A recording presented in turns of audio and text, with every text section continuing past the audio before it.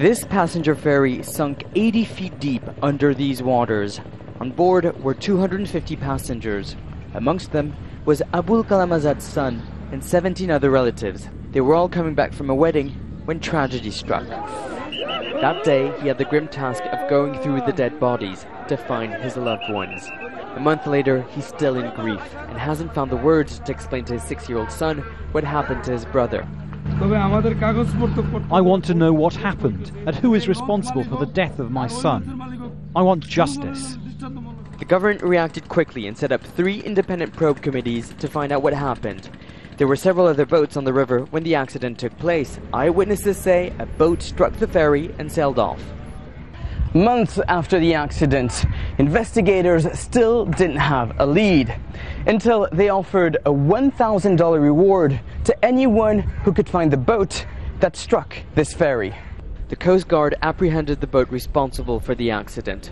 The crew was arrested. The owner of the boat is a free man. He runs Citigroup, a successful multinational company closely associated to the ruling party. Al Jazeera tried to meet with him, but he turned down our request for an interview.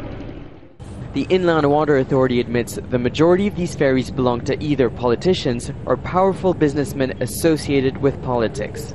We do not believe that ship owners, especially their associations and their leaders, will try to influence the legal system. And yet, none of the owners have ever been prosecuted for the many accidents that happen on the river. Owning a ferry is a profitable business. They're cheap to make and a popular mode of transportation.